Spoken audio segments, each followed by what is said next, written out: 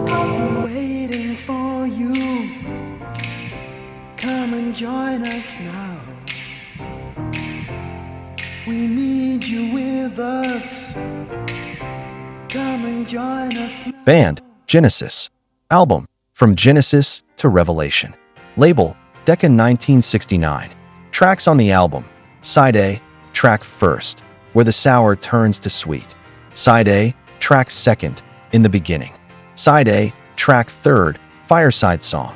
Side A, track fourth, The Serpent. Side A, track fifth, Am I Very Wrong? Side A, track 6, In the Wilderness. Side B, track first, The Conqueror. Side B, track second, In Hiding. Side B, track third, One Day. Side B, track fourth, Window. Side B, track fifth, In Limbo. Side B, track sixth, Silent Sun. Side B, track seventh, A Place to Call My Own. Release date, March 7th, 1969.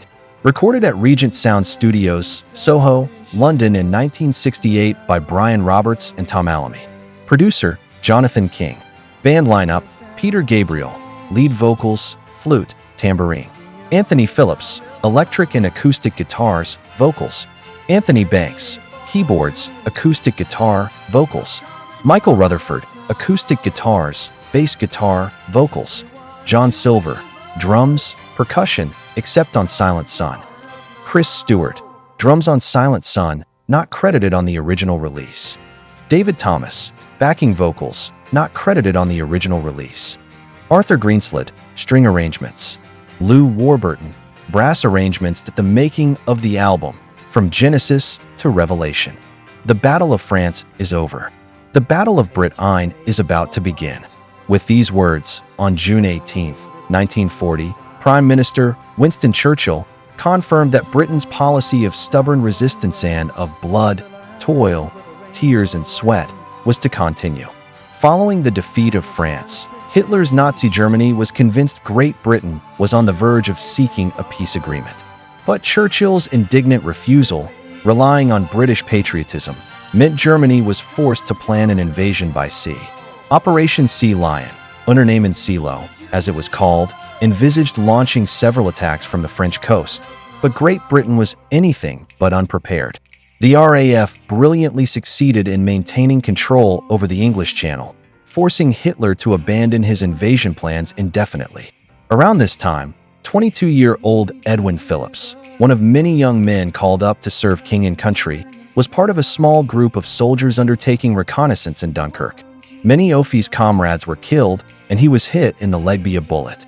Luckily for him, the bullet went straight through, leaving him injured but still able to walk, albeit with a little help. So when British and Allied troops were evacuated, he was able to get away, unlike the less fortunate non-walking wounded who had to be left behind.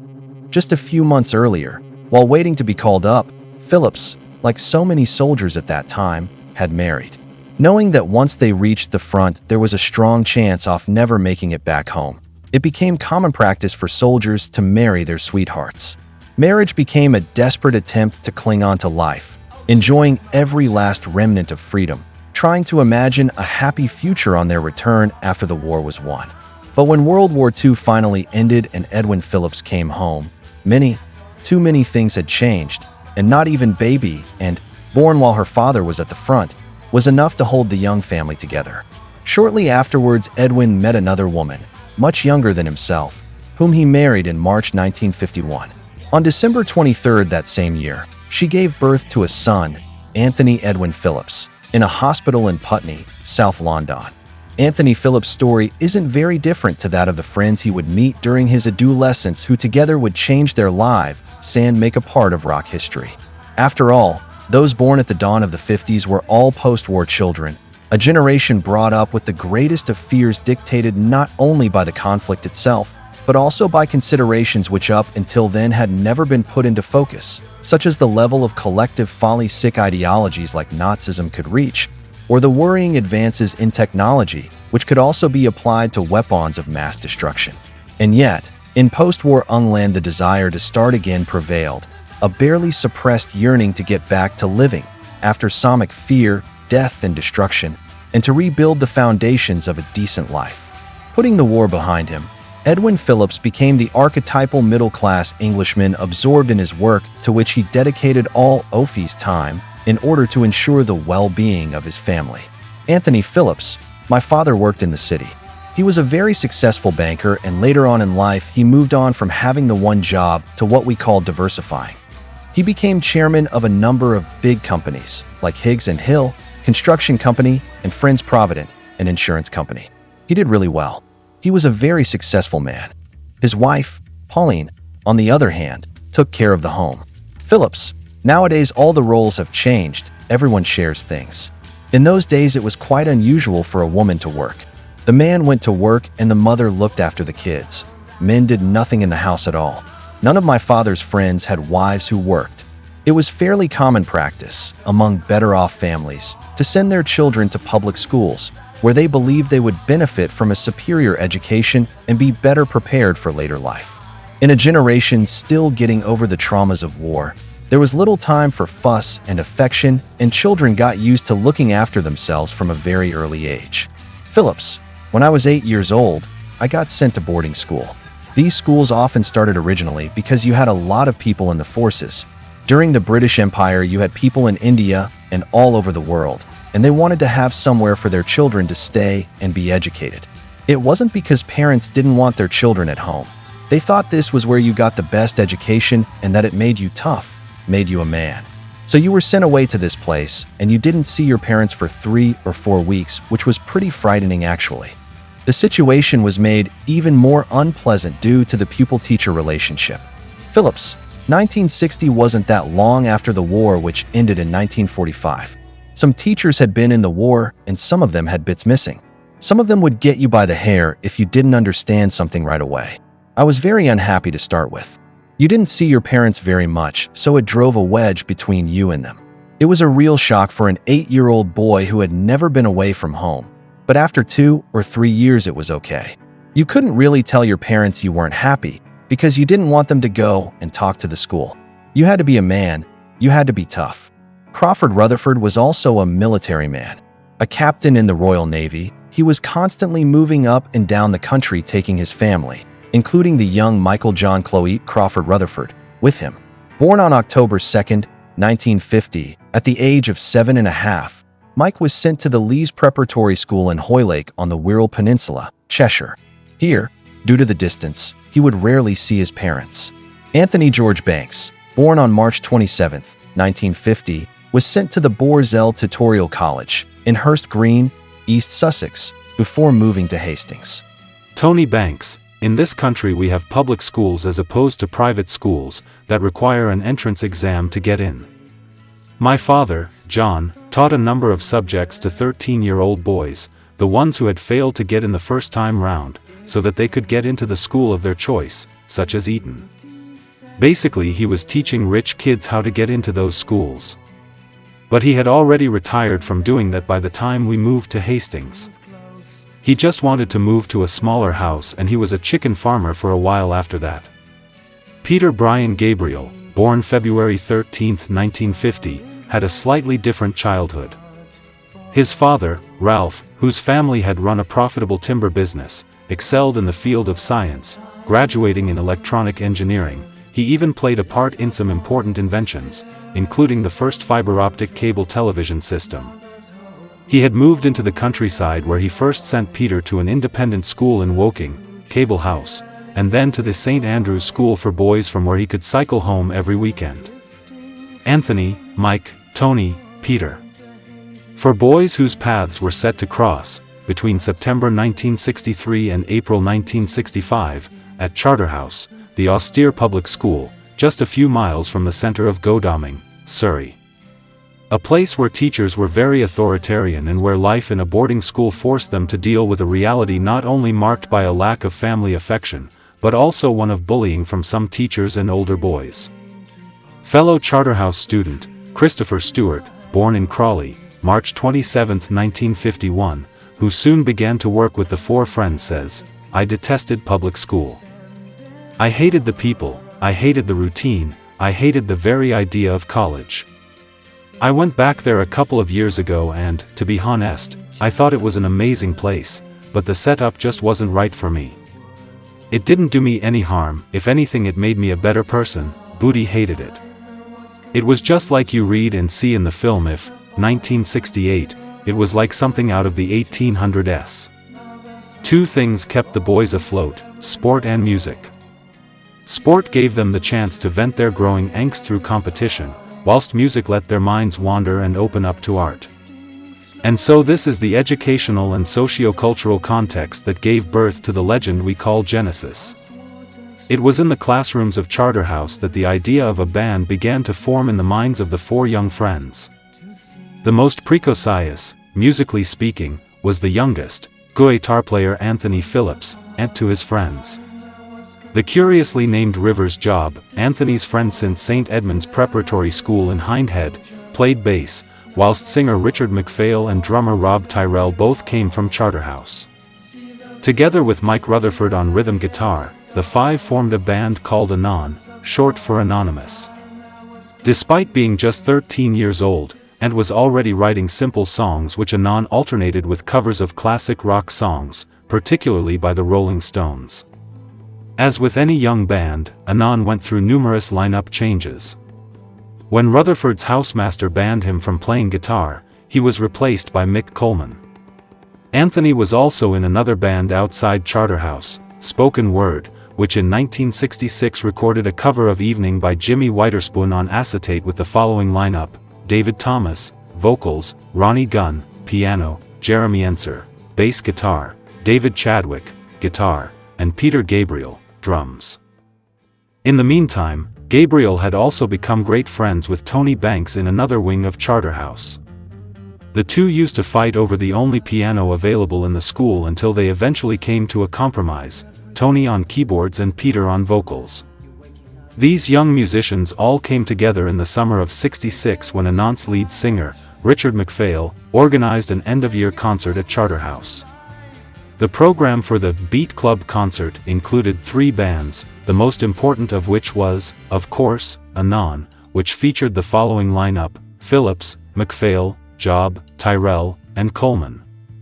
Rutherford, who in the meantime had managed to get his guitar band lifted by his housemaster, played with Climax, while the third band, Garden Wall, featured Banks and Gabriel, drummer Chris Stewart, and trombonist Johnny Trapman, with the help of Philip and Job for the actual stage performance as they didn't have a guitarist or bass player. Shortly after the Beat Club concert, Anon, with a reinstated Mike Rutherford in the place of Coleman, recorded the track Pennsylvania Flick House at the Tony Pike Studio in Putney, which was printed on 6 acetate discs, 1 for each member of the band and 1 for sound engineer and friend, Brian Roberts. This gem, a beat piece similar in style to the Rolling Stones, would see the light of day in November 2011 on a CD single issue to celebrate the 20th anniversary of the Genesis fan club in Germany. At the end of the year, however, both McPhail and Job left Charterhouse and consequently the band. For a while, Anon continued as a 3-piece with Mike switching to bass guitar and lead vocals. After the trio's last concert in December 1966, Anon finally called it a day. During the 1966 Christmas holidays, Ant and Mike found themselves writing songs together at Mike's grandmother's house, and there they planned to cut a demo in Brian Roberts' studio. This was the first step in one of the most amazing musical adventures in the history of rock. A dream called Genesis.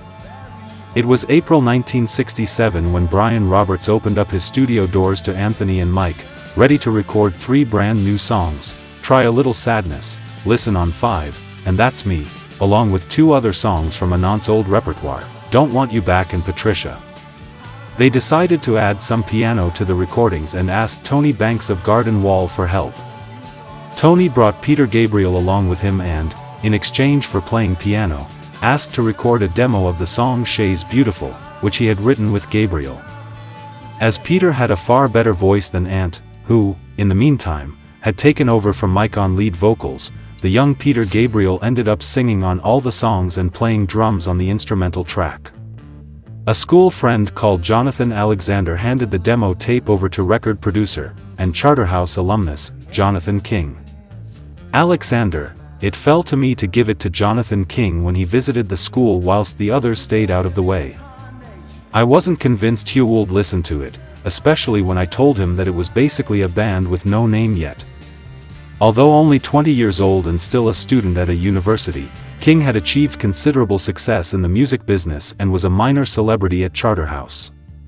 King, I had just had a huge #1 hit, Everyone's Gone to the Moon, and instead of following it up with another vocal release, I went into the studio with a Cambridge group, Hedgehoppers Anonymous. They couldn't play, so I used all the session men. I wanted to become a record producer. Being a pop star was more of a hobby, my interest was producing. I'd written a song called It's Good News Week and produced them singing it instead of myself. Not only did I have my first hit as a producer with it, but I made loads more money. Going back in triumph to Charterhouse, in my little Austin Healey Sprite car, this lad gave me the tape and said, "This is the school group. They don't have a name." Driving back, I listened to the tape and loved Peter's voice. I decided to produce them by the time I got home in London. King called Peter Gabriel and asked the band to give him something else to listen to. King, it was quite hard getting through to Peter. One phone in each house. 60 boys. There were a dozen houses in the school. I'd been in Davy Sites. They were in Duckites, the nickname for Girdlestonites, I think because Mr. Girdlestone, the original housemaster, walked like a duck. So I had to phone and ask whoever answered to fetch Peter. I think 2 or 3 boys said, yes, then just hung up, couldn't be bothered. Eventually, I got Peter. In the summer of '67, the 4 musicians recorded a second demo at Regent Sound Studios in London with 4 songs, 2 of which were newer versions of those recorded just a few months earlier, She Is Beautiful, Try a Little Sadness, Image Blown Out, and Where the Sour Turns to Sweet. Peter Gabriel, I was 17 in 1967, an amazing year to be entering adulthood. I'd sneak out from school and go down to the Electric Garden in Covent Garden, a sort of basement club. You'd see all these oil projections on the wall, all this psychedelia, really, and that was just the Indica Gallery. There was just so much going on, IT and Oz magazines. There was this cultural explosion happening, and this sense that youth, for the very first time, was taking over the world. Every barrier was being smashed down, and we, in our small, isolated cell, definitely felt connected to that, I think I probably more than everybody else. This sense of trying to do things in a new way, in a different way, was very important. You had all sorts of groups working to explore things. On the folk side, there was Fairport Convention and Family. Then you had the Beatles, obviously, and lots of different influences, and there was still a core of black music. I had a passion for soul music, while Tony, Mike, and I all liked English blues, although they more than I. Back in Regent Sound Studios, in the autumn of '67, a third demo was recorded with 8 new songs, The Mystery of the Flannan Lighthouse, Hidden in the World of Dawn, Hair on the Arms and Legs, CB, Barnaby's Adventure, From Shapes to Shadows, Lost in a Drawer, 14 Years Too Long, which, however, proved not to be to Jonathan King's liking. Gabriel, from the beginning, we set out as songwriters and were quite happy to be writing what were effectively pop songs. But I think there was always a yearning inside us to explore, to push the boundaries and mix styles, and so we started to get a little more adventurous. We were rehearsing and building an identity and a sound, but for Jonathan King and our publisher, Joe Roncaroni, it got too out of mainstream, too left field. King, they weren't very good instrumentally. Just learning. Very ambitious but self-indulgent. Lots of long solos that went out of tune, rambled, were boring, and unstructured. I made them cut the length, sharpen up, tighten the tunes and lyrics, and not play things they weren't able to play yet. They needed to learn and develop. Phillips, ironically, in the very early days, we used to write verse-chorus songs. After Jonathan King signed us, we used to do these kinds of 5-minute epics with lots of sections, but he would talk about hit singles, which is fair enough. He wanted to make money out of us, so we wrote Silent Sun. Disappointed by the lack of enthusiasm shown for their marked creative growth, Peter and Tony deliberately wrote Silent Sun in order, as the band remembers, to emulate the Bee Gees, one of King's favorite groups. King, the Bee Gees thing has grown out of the reality. The album I actually gave them was Crosby, Stills, and Young. Simple, acoustic songs meant they had to strip down the sound, stay in tune, and not try to play things they couldn't yet play. That was the reason I wanted softer pop stuff. And I loved the Silent Sun. It showed off Peter's voice at his best. In fact, King must be mistaken in this matter, as the first Crosby, Stills and Nash, not Crosby, Stills and Young, album was only released in May 1969. The first international release by the Bee Gees was in 1967, so it may be that the band's account is correct. In any case, the plan had worked. The producer liked the song and managed to get the band signed to Decca Records, the same label as the Rolling Stones. Needing a drummer, Genesis brought in Chris Stewart, one of Peter and Tony's Garden Wall bandmates, and together they recorded Silent Sun and a song by Phillips, That's Me, for a single released in February 1968, which, however, failed to arouse any real interest.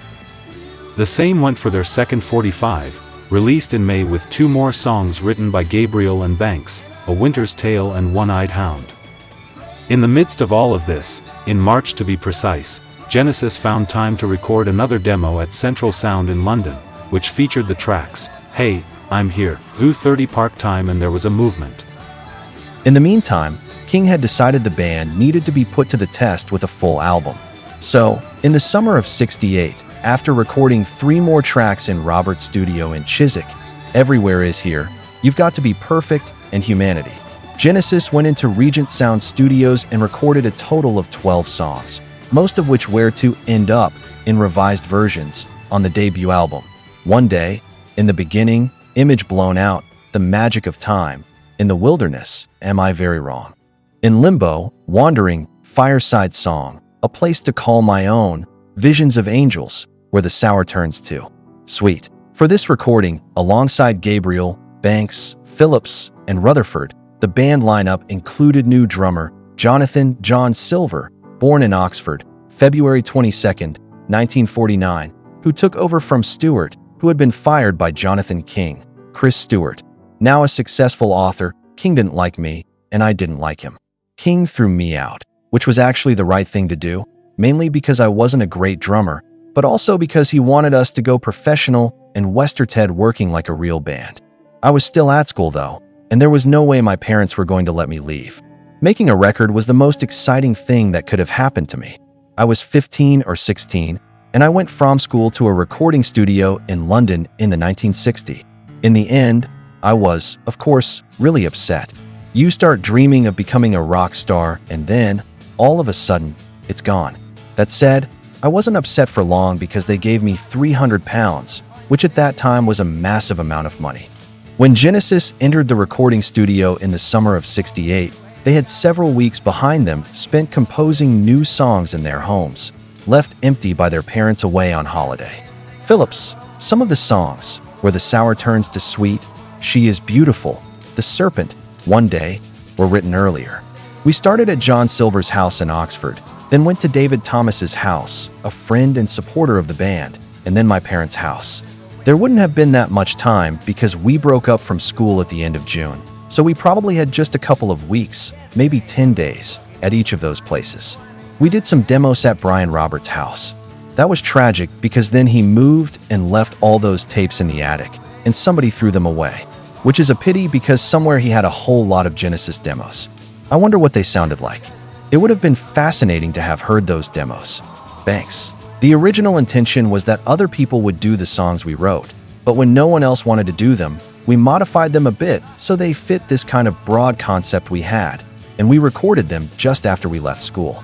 They were very simple songs. We never played live or anything. I played mainly piano on the album. Phillips, I suppose you could analyze it as being a piano-based album, because Tony obviously played piano and interpreted Peter's stuff on piano. Mike and I were very much on the sidelines, although I wrote more.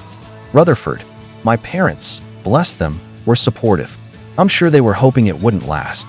However, in all fairness, in those days parents had no idea you could have a career making pop music. It hadn't really been seen. So in a sense, I think they were very good and very brave in supporting me. In the end, 12 songs were selected, which together with Silent Sun, in the version recorded a few months earlier with Chris Stewart, made a total of 13 tracks in all.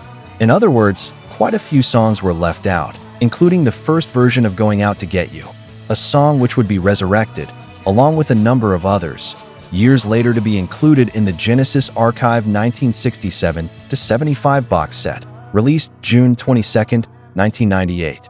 Phillips, The Magic of Time, Build Me a Mountain and Visions of Angels were going to be on the album, but got left off. Visions of Angels just didn't work out at all. There was another song from the same time, Everywhere Is Here, that was pretty, but the demo never survived. I don't know why Build Me a Mountain got left off. I thought it was quite good. The album From Genesis to Revelation was recorded in the summer of 1968, an extraordinarily volatile year punctuated by dramatic political events. In the space of just 2 months, between April and June, both Martin Luther King and Robert Kennedy were assassinated. And by marked cultural unrest, which culminated in the May '68 uprising in France. But the young and budding Genesis showed no signs of being part of that incredible period of social ferment. On the contrary, while the hippie philosophy managed to survive on the album in a few images tightly linked to the desire for spiritual communion, as in the opening track, where the sour turns to sweet, most of the lyrics put together by Gabriel and the band address the birth of the world as a tribute to the band's name. Genesis is, after all, the first book in the Bible describing creation, original sin, and the flood in its opening chapters. Without pushing the boundaries too far, Genesis put together, and not without a certain measure of chaos, several scholastic and religious reminiscences. In the beginning, for example, uses naive imagery to describe the moment when an ocean of motion creates the land, scattering mountains all around, while the serpent uses the biblical reference of the reptilian tempter to outline the creation of man and woman, which then finds its sublimation in the concluding "a place to call my own," sung from the point of view of a child being born. Not everything on the album is strictly linked to the biblical concept. Am I Very Wrong? Cites That Happiness Machine, taken from the novel by American sci-fi writer Ray Bradbury, whereas in other places, themes touch on the predatory ambitions of man the conqueror and the admiring contemplation of nature in hiding, reserving a special place, of course, to the topic of love one day, Silent Sun.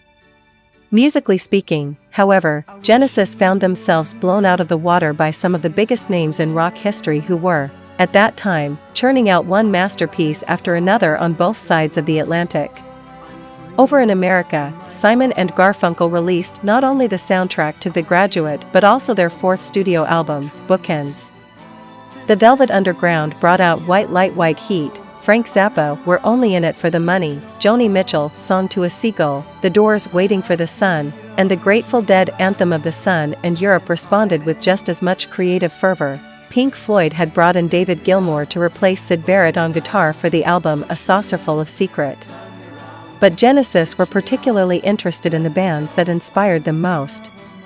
The Beatles, approaching their inevitable demise, released the Double White Album, while the Moody Blues and Procol Harum both brought out their second albums, respectively In Search of the Lost Chord and Shine On Brightly. And just as Genesis were heading into the recording studio, Family also appeared on the scene, bringing out their debut album Music in a Doll's House along with Jethro Tull, This Was, and Traffic, who released their self-titled second album. In 1968, Buffalo Springfield split up, as did the Yardbirds, which gave us the New Yardbirds, a band which would soon change its name to Led Zeppelin. And the bands Yes and Black Sabbath also formed in 1968.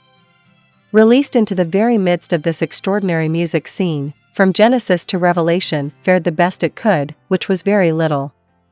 The writing on the album leaves a lot to be desired.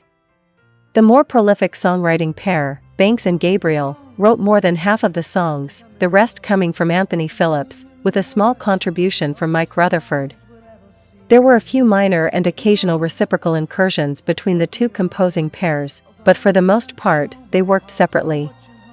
The songs inevitably reveal, first and foremost, a heavy Beatles influence, as well as some slightly more structured compositions along the lines of Procol Harum and the Moody Blues. The latter had just had a massive hit with Nights in White Satin, enriched with a symphonic arrangement. This may be why Jonathan King was convinced that the songs needed dressing up with some orchestral parts as opposed to them being left as otherwise simple songs, primarily performed on piano, accompanied by some acoustic rhythm guitars and soft drumming.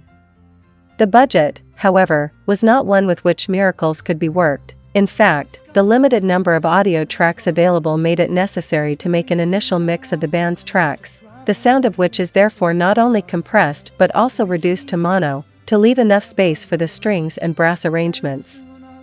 Despite having an excellent pedigree, including collaborations with Cat Stevens, Diana Ross, and as an arranger of both the Goldfinger theme tune for the Bond film of the same name and the legendary erotic song Je t'aime, conductor Arthur Greenslade failed to get any of the compositions off the ground. If anything, he actually managed to smother whatever musical promise the album may have held, and Lou Warburton's brass sections only made matters worse. The production was also below par.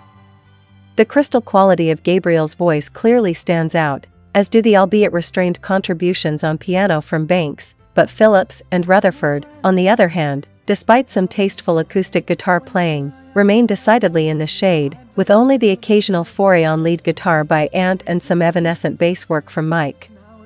In other words, not the GREATESTOFDEBUTS, although it has to be said there were more than just a few mitigating factors, such as Jonathan King's excessive interference, the unacceptable time lapse between the recording and release and, above all, the very young age of the band members. The songs. Song, where the sour turns to sweet. Phillips, this was more a Gabriel and Banks song. We tended to write in pairs, maybe a bit more so later on. Early on, Gabriel and Banks did most of the writing. They probably wrote most of this album. Mike didn't write much. I had a few guitar riffs. This is one of the early ones. Starting with finger clicking and a 3-chord piano riff, the song, which opens the debut album of the very young Genesis, immediately reveals the quality of Gabriel's voice with its intense timbre and soul feel. The musical accompaniment, built around a soft acoustic rhythm guitar and dominated by Tony Banks on piano, flows over a bass of maracas and tambourines. Genesis had previously recorded another version of this song, which was intended to be released as a single, a plan that never materialized, along with another song, the hypothetical B-side, called From the Bottom of a Well. Phillips, Jonathan King led us to do that just after we signed a publishing contract, with the idea of making a single.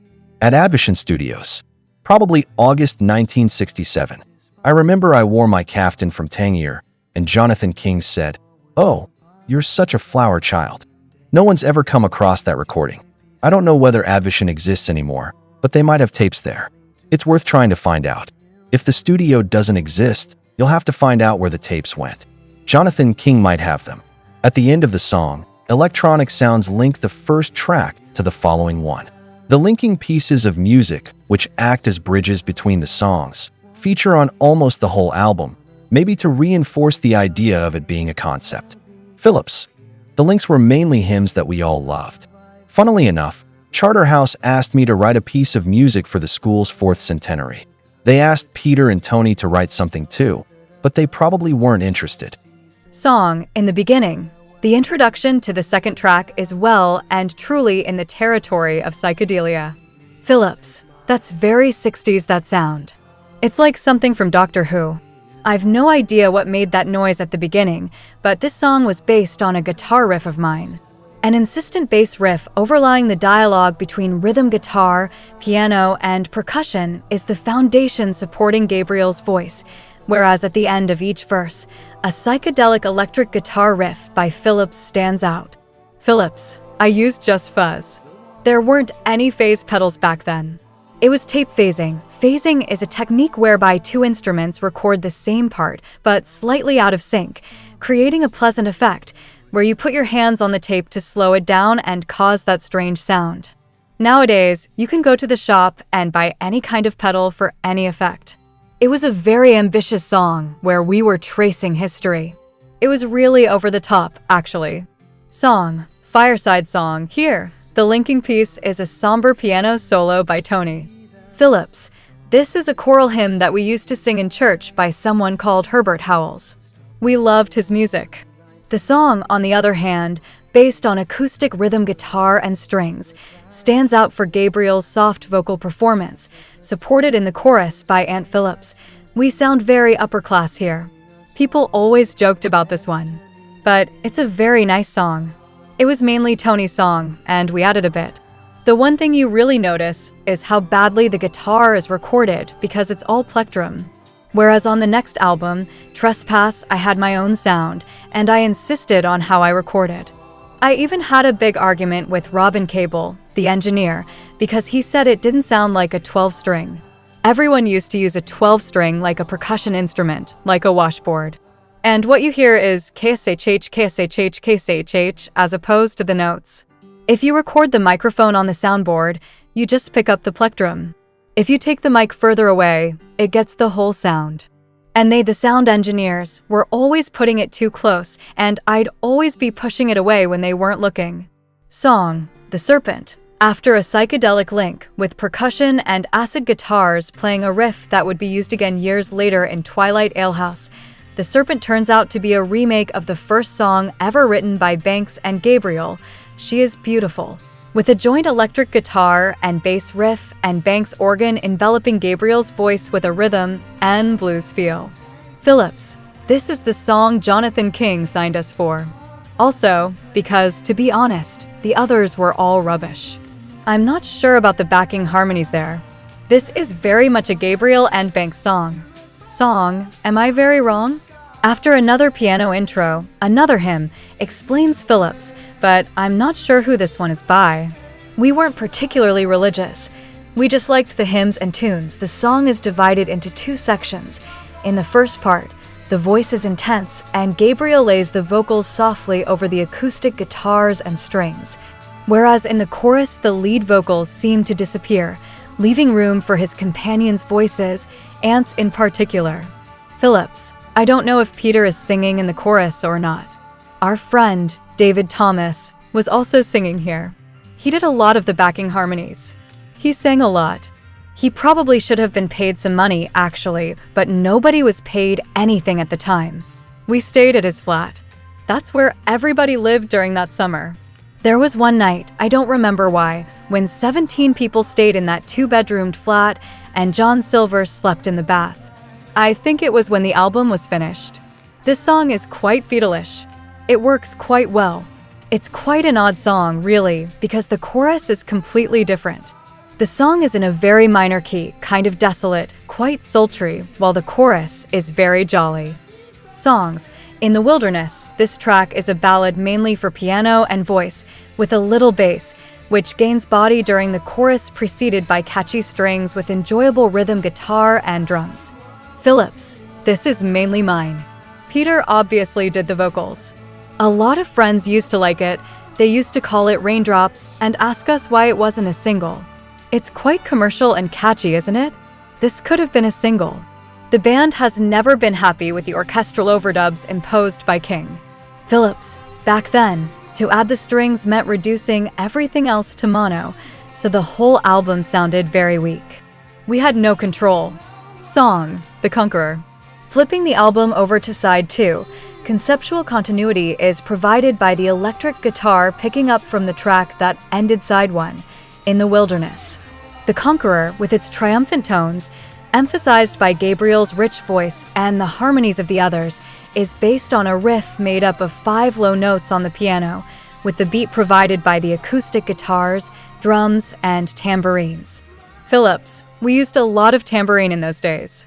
It was a very 60s thing, all this tambourine, but we didn't all play it. Probably Pete, and maybe I had a go. I couldn't stay on time though, but mostly it was John Silver. I hadn't heard this song for a long time. This was very much a Peter and Tony song. The guitar sounds better, there's not a lot of plectrum. This is a bit more like Dylan, especially that vocal line, quite monotone, all around a few notes. You could imagine Dylan doing this in a completely different way. Slower, a bit rougher. Shall we get Dylan to do a cover of it? Bob Dylan sings Genesis? I don't think it will happen somehow. Whilst Bob Dylan singing Genesis may seem unlikely, The Conqueror has recently received acclaim from an even more improbable source, Noel Gallagher of Oasis. Gallagher's song If Love Is the Law, which featured on Noel Gallagher's High Flying Birds 2017 album, Who Built the Moon, was heavily influenced by The Conqueror. Interviewed by Steve Lamacq on BBC Radio 6, Gallagher said, "There are at least 6 great songs on that first Genesis album." Song, In Hiding. Previously called Patricia, in the instrumental version recorded for the first demo by the still-to-be-called Genesis, this song is all Ant, his first ever composition. Phillips, My First Crush in a Girl. I was 13. It had a lot of versions before it ended up on the album. It kept appearing as this and appearing as that. I made some attempts to write lyrics for it, but they were all bad. The atypical structure of the song starts with the chorus sung by Gabriel and Phillips over the acoustic guitars with a waltz time signature. The verses, on the other hand, are sung only by Gabriel with the support of the orchestra. Phillips, I don't remember these strings. I realize I've hardly ever listened to this one since it was recorded. The strings are not too bad, but they could have been better. This is quite commercial. This could have been a single. It's certainly a lot better than some of the things that were hits back then. I like Peter's voice here. His voice is really good. I mean, of course, it's good later, but I don't remember it being this good back then.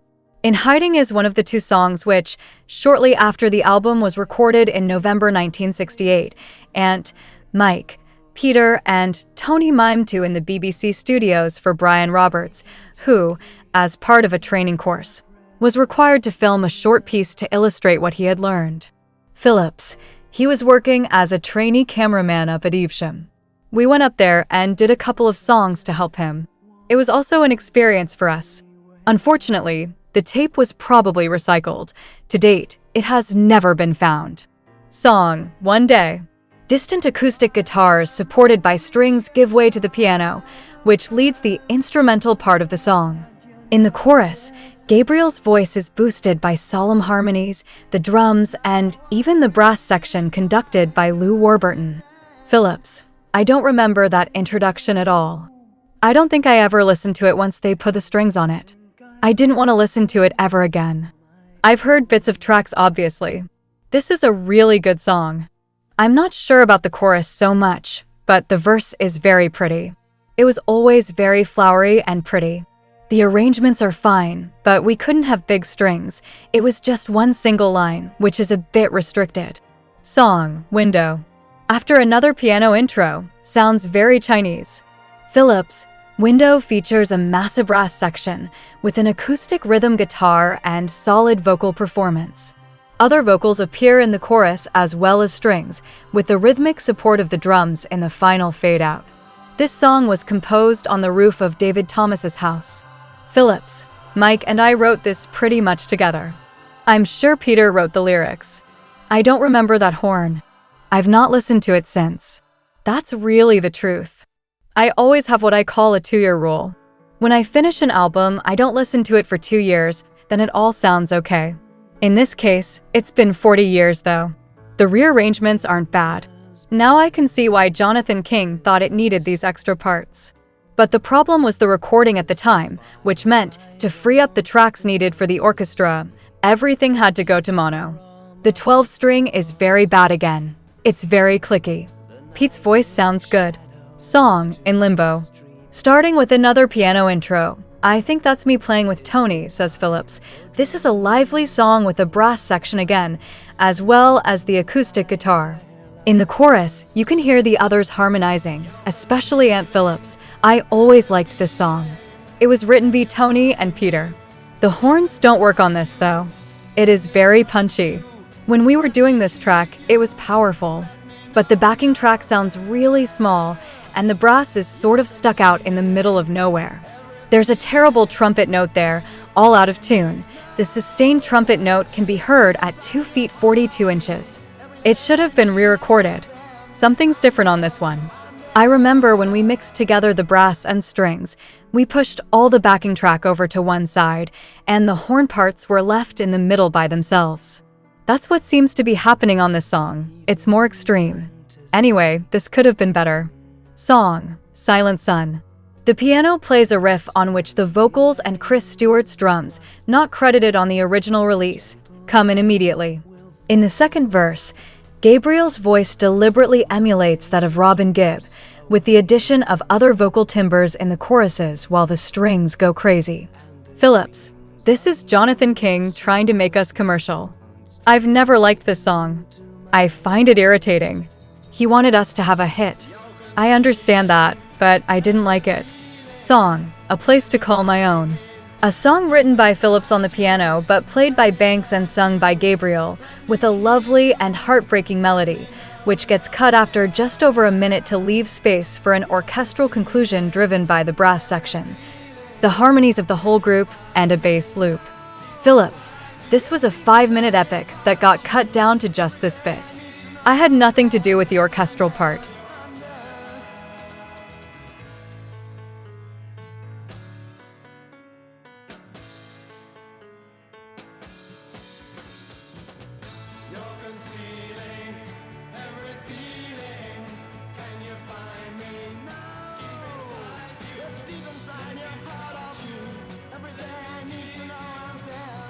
The album artwork. A completely black cover.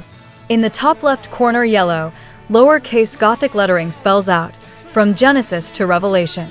This is how the band's first album looked, with graphics apparently leading many shops to mistakenly place it in the religious section. Jonathan King confirms that this happened. Absolutely true. It killed us.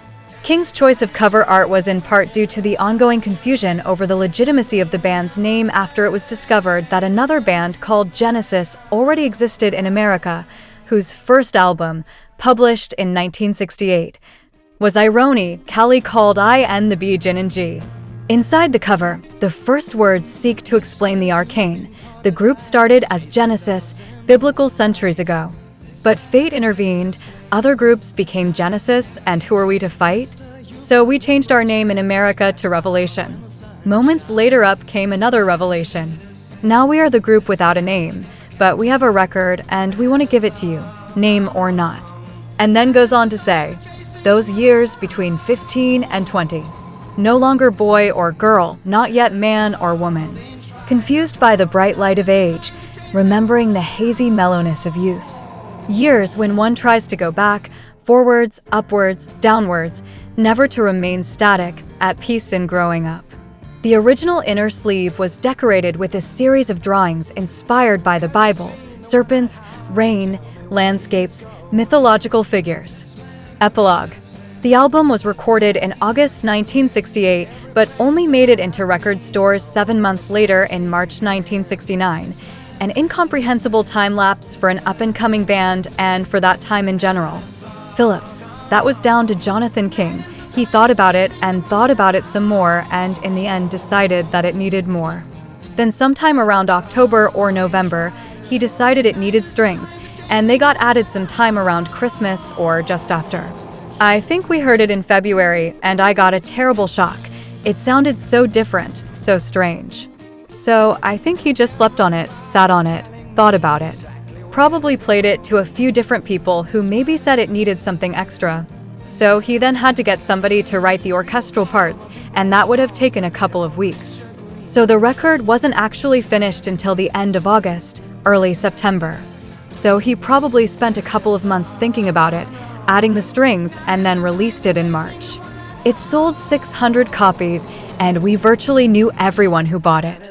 Despite their first single receiving positive reviews, the lack of sales resulted in Jonathan King and Decca immediately losing interest in the band, and Genesis quickly found themselves without a contract.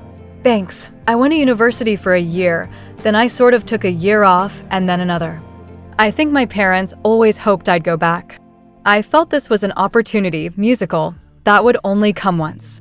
I thought about not doing it, and then I thought, I really would miss this. I really, really want to do this. There's a chance, even if at the time it was an incredibly slim chance. Gabriel, John Silver, the drummer after Chris Stewart, a wonderful guy, as is Chris, was very good at encouraging us to develop an individual personality and push the folk thing. I mean, he was a sort of a jazz fan really in lots of ways. He dropped out because of parental pressure and ended up at Cornell University in America. He said afterwards he was hoping he'd get a letter inviting him back, whereas we just thought, okay, that's what he's decided to do, fair enough.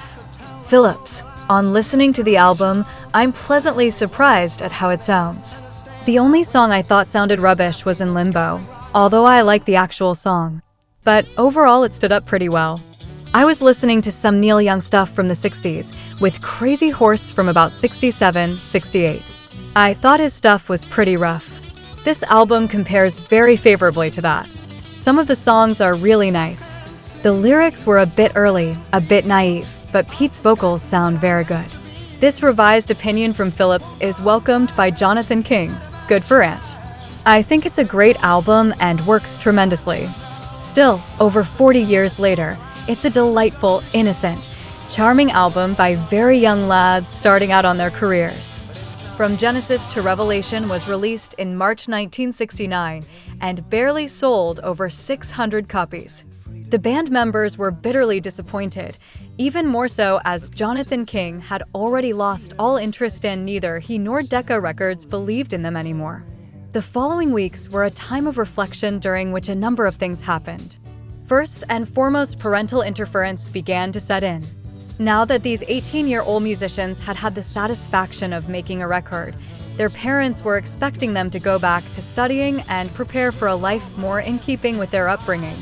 In fact, during the months preceding the release of their debut album, which as we have already seen was recorded during the summer of the previous year, Tony Banks had been accepted into Sussex University to read physics, mathematics, and philosophy. Mike had moved on to the Farnborough College of Technology, and Peter and Ant had decided to carry on and get more levels. Peter had also been accepted into the London School of Film Technique, now the London Film School. During this period of despondency, however, the band continued to rehearse hoping they could prove their worth on stage. Thanks to a parental loan of £150, they managed to buy an organ, a bass guitar, and an amplifier and rehearsed in their own homes or at friends' houses, including Brian Roberts' grandmother's house, Brian, as you will remember. Being the friend who worked in a recording studio, these sessions gave rise to new inspiration, some of which came together in The Movement, a lengthy piece that was never professionally recorded, while songs in the existing repertoire were further perfected. But things were still very much in a state of flux, whilst the most skeptical band members, Banks and Gabriel, had now decided to carry on. Matters were suddenly made worse in July, when drummer John Silver decided to leave for good. John Silver, there was an institution, part of the British Empire, which encouraged English youngsters to go abroad, be it Australia, Canada, the US, South Africa, anywhere. So I got a grant and I went to Cornell University, a very big Ivy League university in upstate New York. It's a liberal arts college, and I originally went to the hotel school. I double majored with economics and did the first 2 years of an MBA before coming back to England. The bespectacled drummer left the band with few regrets. Silver, we had made an album, and in those days that wasn't something you could just go out and do. It was only the result of luck and the connections Jonathan King had in Decca. We rehearsed, and so I got to meet famous pop stars. I got to phone my mother and tell her to switch on the radio because my record was going to be aired. These were big moments in life. There was a lot of excitement. The single came out, the album came out. Later, I left the band to go to university in America. I remember there was an important television program back then called The Old Grey Whistle Test in London. The deal was that if we got on this program, I would stop university, come right back, and we'd be in business again. I didn't tell my family the whole story, but basically, that was the important development that never materialized. I tried to promote the record in America. I contacted London Records in New York and said, "Hey, I live in New York at the university. This is a fantastic record. When is it going to be released? But nothing. Absolutely nothing. They wrote Avery a nice letter saying, "Yes, it is very nice, but we have no plans to release it." And in those days, the mechanics of production and releasing were very different to today. If they said they weren't going to release it, that was that. I had the only copies of the first album in America. So I took a few of these records around the radio stations, again to try and promote the English pop revolution. I told them it was a fantastic record and did some interviews on the local stations. They played the tracks and again, nobody was interested in the material at all. And so I stayed in America and the band eventually got a replacement. Despite the ongoing confusion, Genesis had no intention of giving up. The first step was to place a drummer wanted ad in Melody Maker. Phillips. 1969 was the summer of many drummers, many adverts, many auditions, people being picked up from stations, who's gonna tell him, and all that sort of stuff. It was absolutely awful because we loved John Silver and he had decided to pack it up and go to university in the States. John Mayhew, on the other hand, was older than us. He was more experienced. He was from a different background and he was very unsure of himself. We tried to do our best to make him feel comfortable. I'm not sure we ever did. John Mayhew, born in Ipswich, March 27, 1947, I'd left my telephone number around London. The telephone rang while I was at work. When I got home, my wife said a guy called Mike Rutherford had called from a band named Genesis, and as soon as I heard that name, Genesis, I knew for sure that this was special. Mike phoned back at 6 o'clock, and he was trying to persuade me to join the band because they weren't famous then. They were very small. And so I said, yeah, I'll come and audition. I took a train from Woking down to Farnham. I remember I was dressed in black, and I had a whole drum kit. I don't know how I did it. It was more baggage than anybody else was carrying. Anyway, they turned up in a taxi, and Peter Gabriel was in the back writing lyrics on bits of paper. I looked at the sky and thought, he's a hard worker. They were all hard workers. Following the recruitment of John Mayhew on drums, the first step was to record another couple of demos in August 1969. The first in Regent Sound Studios, White Mountain, Family, Pasadena, and Going Out to Get You. Only the latter of which ever saw the light of day when it was released as part of the Genesis Archive 1967-75 box set, and the second at the Phillips family house, Send Barnes, Stagnation, Stranger, The Movement, and Little Leaf. On Monday, September 22nd, again at Send Barnes, the whole band started rehearsing for 2 weeks. During the middle weekend, 27 to 28 September, Peter, Tony, and John went home while Mike and Aunt stayed behind to record the demos for a couple of songs. The band rehearsals came to an end on Friday, October 3rd, making it highly likely that the following day, Saturday, October 4th, was the day Genesis made its live debut in the household of the Baum family, Peter Gabriel's neighbors. One of the Baum children, Anthony, was going to be 21 on October 27th. But to date, no research has been able to prove with any certainty that Genesis actually played at the Baum home for his birthday, and not for a different occasion on this earlier date. The performance, for which the band were paid £25, was an important event, even if it was hardly a roaring success. The numerous guests were more interested in partying and making friends than in listening to a young and unknown band.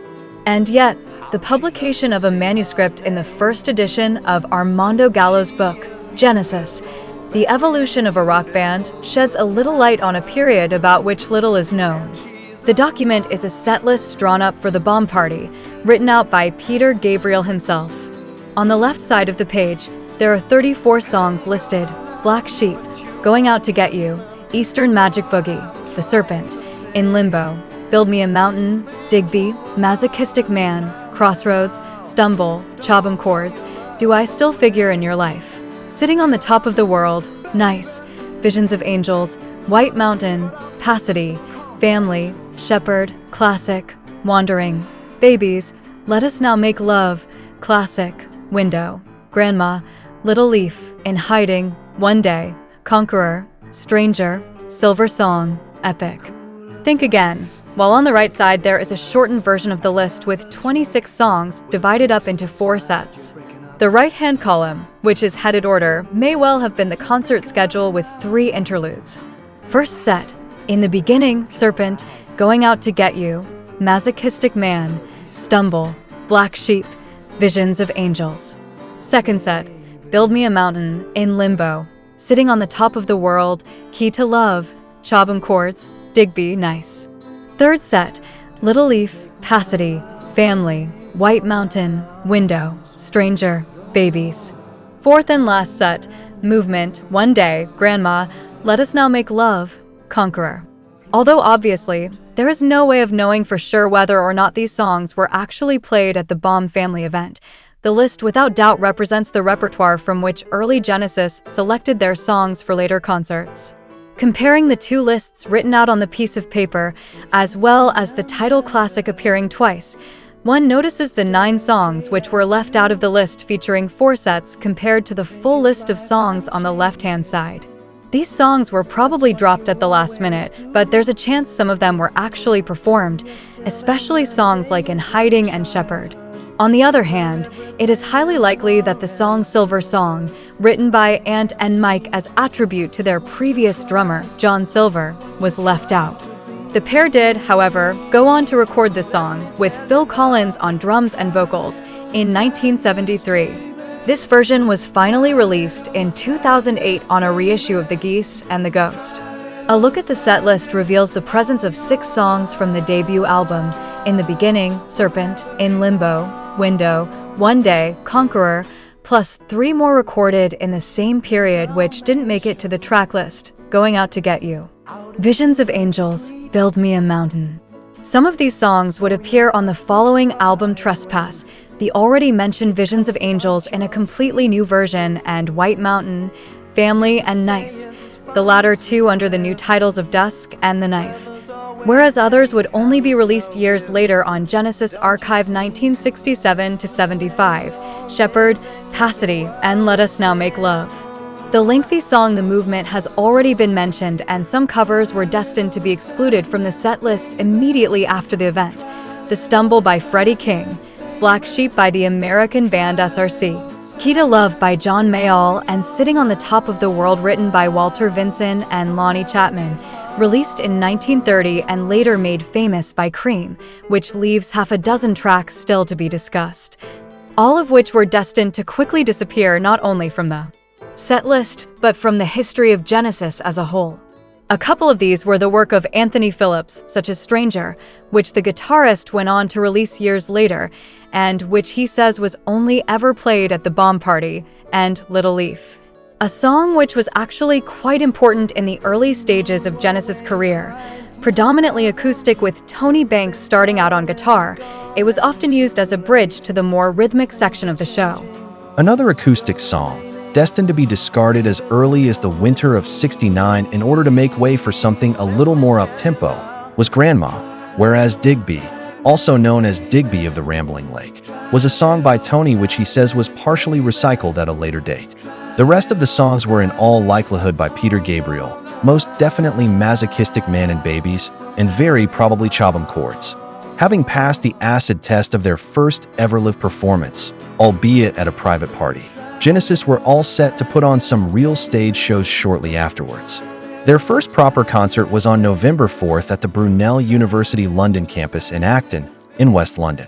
Here the band was spotted by the secretary of the Twickenham Technical College, who signed them up to support Black Cat Bones on the 15th for the fee of £50, all of which went on repairing the van after Richard McPhail, driver, friend, and General Dog's Body, crashed it. Phillips, we used to start with In the Beginning, including at the first big gig where all the agents came. That time my strings were completely out of tune.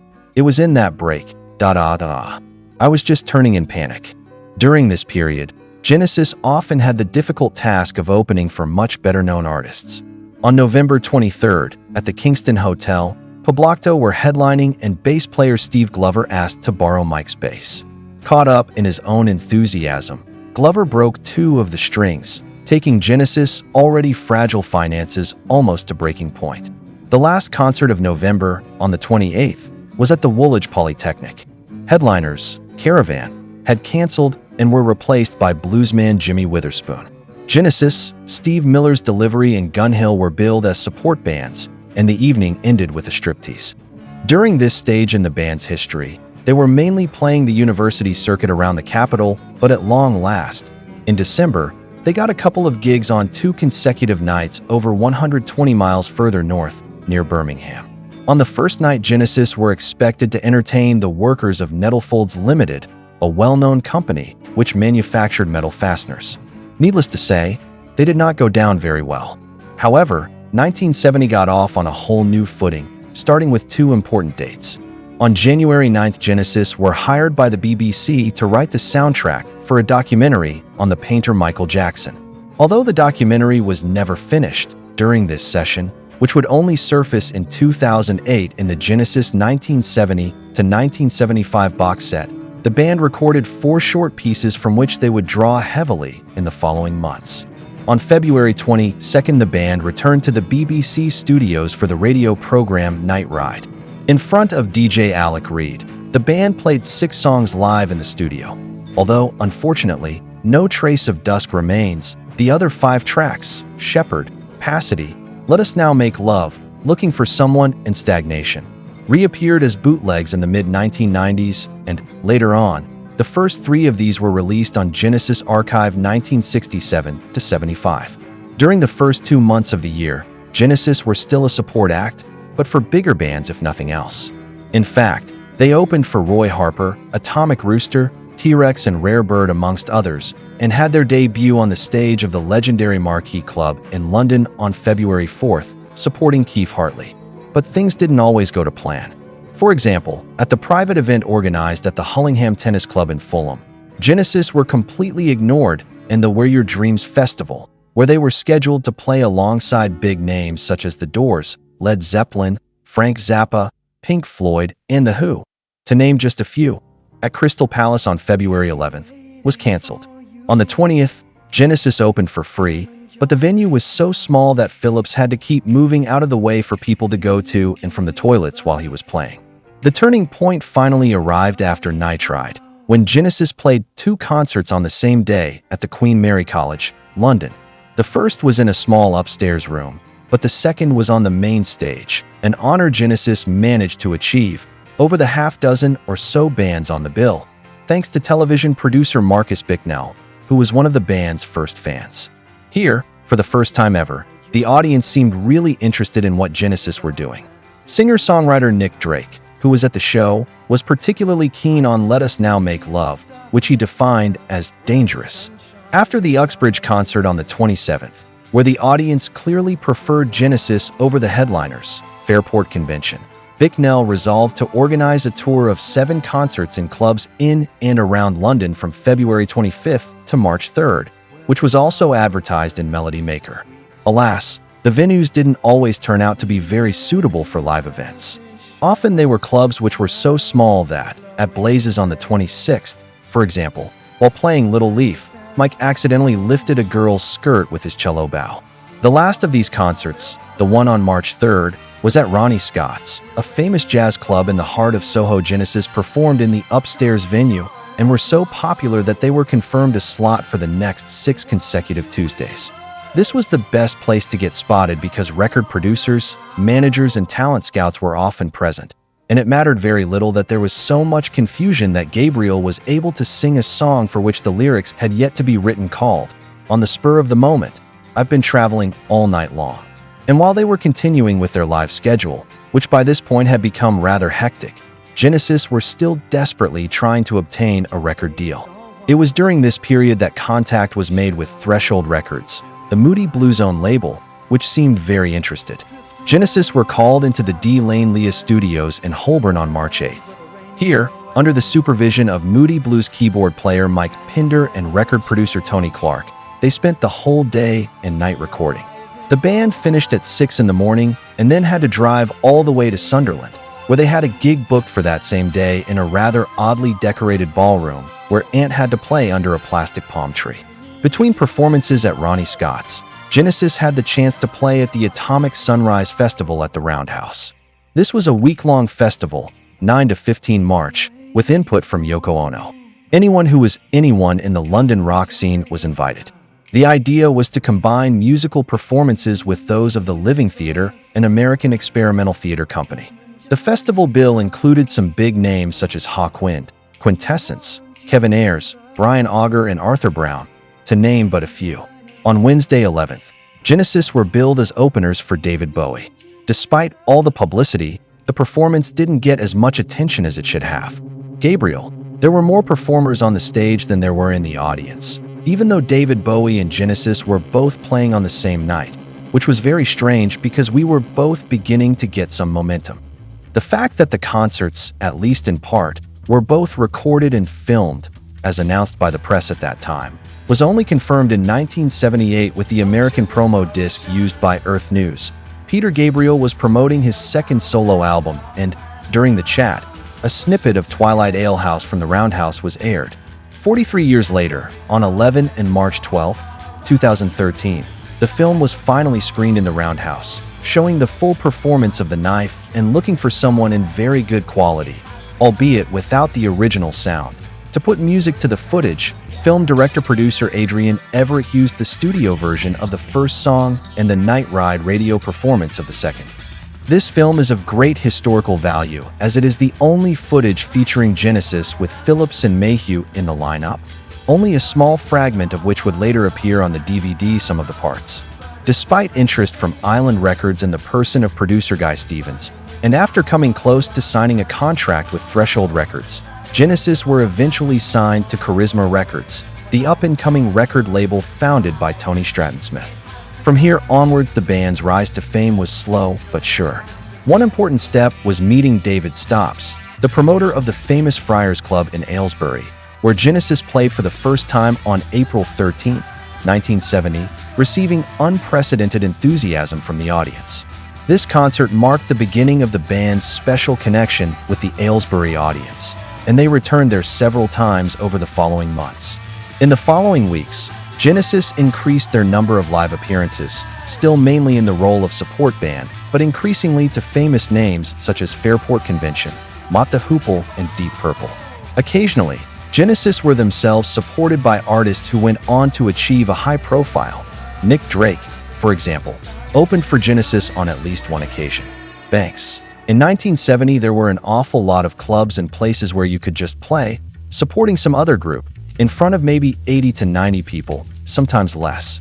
When we headlined, we were sometimes playing to as few as 5 or 6 people. But you had a chance to learn your craft, and you could just about get enough money to keep yourself going. Phillips. We felt very junior to the other bands. Very, very junior. We really didn't know whether we had anything at all. You'd get one bloke coming down saying he really liked it. I remember somebody coming down saying he was quite knocked out, and we had all these different agents coming to see us. So there were good gigs and bad gigs, and we didn't really know what we had. To be honest, we used to look at King Crimson. When we mentioned King Crimson, 'twas like they'd seen the Messiah, and we knew we had to try harder. Someone would bring us all these reviews of Yes by Chris Welch, and we'd think, God, we're nowhere. I think we were very unsure of ourselves, and what often happens is that you overcompensate. I know we were called snotty-nosed bastards by somebody at Leicester University, but we weren't going around being arrogant. The constantly evolving set list changed quite radically as the weeks went by. Phillips, whether it was either Wild University gigs on a Friday night, or else the Revolution or Blazes clubs filled with arms dealers and shades and stuff, they weren't interested in our Ponzi kind of acoustic stuff. So all we could do is stamp on them with volume. So a lot of the more sensitive stuff got wiped out. When it came to recording the album, Trespass, we were bored stiff of always playing the same thing. We'd been doing it for 9 months nonstop, and we would have liked to do some different music, but there was no question of it. It had got to the point where it was like an orchestra going out and doing the New World Symphony every night, because hardly a note changed. I was lucky in that I had a solo in The Knife where I could change a few notes. I mean, it was exciting if the audience were really keen and reinvented it for you. But most of the time, they didn't know who we were. You must know the famous time O Fuss playing a gig to just one person where Peter Gabriel just gave up and said, "Any requests?" The total lack of any recordings of these concerts unfortunately makes it impossible to surmise as to what the set lists may have been. It is well known, however, that the first part of the concerts focused on acoustic pieces, dominated by Ant and Mike's 12-string guitar parts, occasionally joined by Banks, with the interesting addition of Rutherford on cello, on Pasadena and Little Leaf, and Gabriel on accordion. Phillips, Peter used to play it on Stagnation. That was one of the more bizarre things live. I remember once he put the accordion down during the quiet section, but didn't put it down properly, so it started playing during the quiet bit by itself, like bagpipes when they finished. Some interesting songs to be remembered from this period. Let Us Now Make Love, with an electric guitar part played by Tony Banks, filtering Ant's Stratocaster through his Leslie cabinet. Little Leaf. Banks would start out on guitar before switching to the organ and sing the song with Rutherford in an attempt to emulate, without success, the harmonies of Simon and Garfunkel, White Mountain, Twilight Alehouse, Family, Alias Dusk, and Shepherd, with, for a couple of lines of the lyrics, an exceptionally rare vocal solo by Banks. As the concert progressed, as already mentioned, the set would become more up-tempo. Songs like Digby and Jamaican Longboat disappeared whilst In the Wilderness and a harder version of Limbo remained, and Looking for Someone was rearranged. Phillips. I can't remember how we played the instrumental part. Live it was pretty powerful, but being as we didn't have a piano on the stage, Tony had to do it with the organ. After Pasadena, usually somewhere towards the end of the set, the concerts ended on the heaviest songs of all, Going Out to Get You and Nice, alias The Knife. In the meantime, Gabriel was getting more confident in his role of frontman. During his earlier shows, he was so shy that a friend of the band, MacPhail, had to introduce the songs for him. But now he was starting to invent surreal stories to tell the audience while the others stunned their 12-string guitars. In April, however, Anthony started to feel unwell.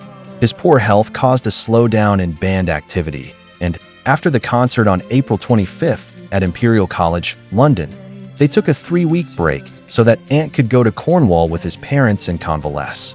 All the concerts planned for May had to be cancelled, including those for which posters and newspaper ads still exist, such as the one at Ronnie Scott's on the 5th, Canterbury on the 8th. Genesis should have opened for The Who, Twickenham on the 9th, Stockport on the 15th, Guildford on the 16th, Southall on the 23rd, and the famous Marquee Club in London on the 24th. With May behind them, during which the cause of Ant's ill health had been diagnosed as glandular fever, Genesis went back to performing in front of a live audience at the beginning of June with a concert at the Gin Mill Club in Godalming, where they would also rehearse before going into the studio to record Trespass. On June 14th, the band finally returned to performing regular live shows, starting at the Marquee.